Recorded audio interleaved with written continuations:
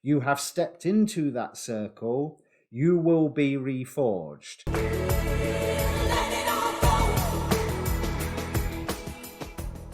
Hi, my name's Dee and welcome to Sunchild Tarot and welcome to phase 4 of the Eclipse effect series for Capricorn. So what we're looking at is the effect of the Christmas and New Year solar and lunar eclipses on the Cancer and Capricorn axis for Capricorn. And let's face it, you had all those planets in your own sign at the time, and one of the it'll be the solar eclipse, I suppose. One of them was opposing your sign, with it being in Cancer, and all the planets that were in there. So it's been a big time for you. But looking at the astrology, it's been a big time for everybody. So as you approach this reading, what I would like you to do is ask a question. You don't have to. If you're watching these eclipse effect as a series, you will see that there is a story that is going through them. But you will get more benefit if you spend a moment just to ask a question of what's going on for you at the moment and focus on it. Energy in, energy out. Now, it's a general reading, obviously, so it's not going to be true for 1/12 of the population of the planet, but with my viewing figures, I needn't really worry about that. But roles can be reversed. Sometimes if I'm saying you're doing something, someone else could be doing it to you, or vice versa. Timing, it's when you're led to it, because I will post these phases approximately a month apart, or a lunar cycle apart at least, going on from the eclipse. So let's bring up the cards, and how I see that you're feeling at the moment. No, it's ignoring me. Bear with me. Right. How I see that you're feeling at the moment. Well, after the last 3 readings have been really, really positive, now we've come to your testing time. And you're well aware of this because you're wondering just what quite have you set into motion, and that you're feeling quite impoverished and that you're being scared away. Not that you are scared away, but someone is trying to scare you away from something.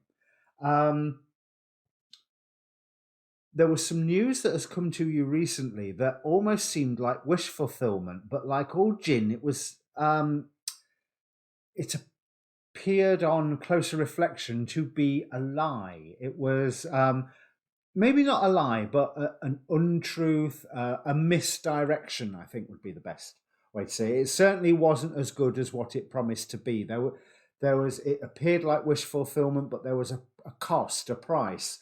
And this price appears to have threatened the sense of your dream. We've got the King of Cups here, King of Chalices, but this is you staring down at a city with his lightning bolts in hand, ready to cause a storm. So this might, of course, be you trying to cause a storm with your dream coming forward, but I don't think so. It's clarified by the Hierophant, which, excuse me, for me is your dream has hit up against some form of faith or some form of rule that is not taking into account whatsoever what it is that you are trying to achieve. It doesn't understand what you are trying to achieve, and even if it did, it wouldn't care, because you are in a tower moment at the moment. You are quite an anxious one. We've got the Tower with the 9 of Swords, but in this Olympian tarot, it's a really interesting tower, as it is a giant who's picked up the tower that is still under construction and is carrying it along and nurturing it as she's walking really, really carefully. It could crumble at any minute, but it hasn't yet. And none of the people who are on the scaffolding are that concerned. There's one sat right at the top. Let me bring that closer to the camera. You might be able to see. There's one sat just right at the top, on the top of the scaffolding, basically like that picture of people sat on a New York girder miles above the city eating their sandwiches. So, with a little bit of careful curation, a little bit of nurturing, a little bit of just being really, really careful. Yes, right now is an accident prone time. Yes, right now everything can go wrong. But do not be tempted to take on board another burden, because you will be called to protect everything that you have already, whereas you shouldn't need to protect it in the future if you are nurturing it right now. Um, and also with this Lovers card, I am getting a sense of, well, this is Eros and Psyche. So I'm getting a sense of there's a choice that's put in front of you, but you don't know all the details because, like Psyche, you have had to keep your eyes closed. And if I remember in this position, of course, we've got that Two of Swords where there's the enforced blindness that's still poking through. But there's something where you've had to remain ignorant of something.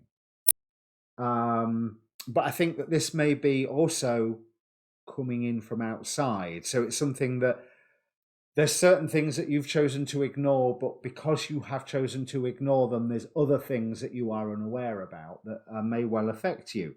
But we've got a Four of Cups here, which is for a Four of Cups, it's an incredibly warmongering card. I think this is going to be the Battle of Troy. So you are protected because there is Perseus right there with his shield with Medusa's face on it, facing, I think, by the look of it, Achilles. I have to remember if I remember my Trojan War history well enough. But there is an element of invulnerability. There's an element of not being able to move. There's an element of irresistible force meeting immovable object that you can use as a rebirth, and you have to use it as a rebirth, because otherwise, if you don't get the answers right, there is a lot of pain coming to you, because that rebirth is coming to you, and you can either embrace it or you can break under the weight of it and get eaten by the Sphinx. Either way that pans out, there is a new direction coming to you, but it would be far better to step into the flame yourself than to be thrown into the flames, so that you are more in control at the end of it, because the world is pushing you to where you need to be. And divine guidance still, and the final outcome card, Three of Cups, Four of Cups. So again, the 3 and the 4 showing the progression, the 7 showing the manifestation, but also showing the fact that you have support of friends and that you are divinely guided in this if you listen. Also, in this particular Four of Cups, each cup is set in each of the cardinal directions. So you have the towers of the north, south, east, and west protecting you. You are protected during this. What happens within that magic circle is totally up to you. You have stepped into that circle. You will be reforged. You will be reforged because it is with your consent, because you stepped into the circle. But if it's with your consent or not in that circle, means how painful or empoweringly transformative the entire thing will be. But it'll hurt, because it always does. Stuff like that always does. But it doesn't have to hurt as bad as it could be if you're stubbornly resisting it. And bear in mind, this has been the direction that you've been heading all along. What you have to be aware of is that news that has come to you recently is not all that it's made out to be. Because yeah, you've had to delve into mysteries in the past and listen to your intuition, whereas you have felt that maybe you're not quite able to act, and it's been tortuous that you weren't able to act.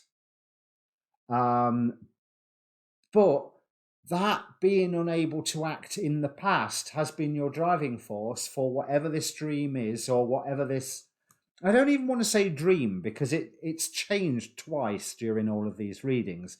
I want to say ethos, code of behavior, code of approaching the world. Obviously, like I said, if this is a business reading, this will all make sense in business terms, and in which case it was a dream. But I'm getting to feel that there's a lot more to it than that. Let's pull one of the oracle cards. I'll try a different oracle card. Is this the... I'll try one of the gateway oracle cards, because this is very much an initiation experience that you're about to go through. It's testing everything that you have built so far, and testing everything that you are believing yourself to be. But considering how positive you've been in the past 3 readings, by heck, you're miserable at the minute. Cheer up. Look how much you've done. Look how much you've achieved. Yeah, it's awkward at the moment, but it's been awkward before and you were fine with it, so you can be fine with this. Just be aware, standing firm. Oh, all right. Well, all 4 wanted to come out. Standing firm, simplifying your life, coming into power. Well, we know you've already come into power. Now that power is being tested. Communicating freely, making sure that you are getting your message across. You are nurturing, you're not fighting. But you can fight if you need to, but you don't need to. Okay, so if this means anything to you, please do comment down below. Obviously, the next one, this will be phase 5, will be the next one, unless I've lost count as I'm filming these. Look at your lunar readings. My camera's gone weird. That's it. Look at your lunar readings as well, because they will really, really help put some context in all of this. But remember, those eclipses are about bringing change, both solar and lunar. And it is on the axis of the family and the home life, and setting boundaries and setting rules on the Capricorn side of things. Which is something, being a Capricorn, you should know all about. All right, so see you next reading. Cheers.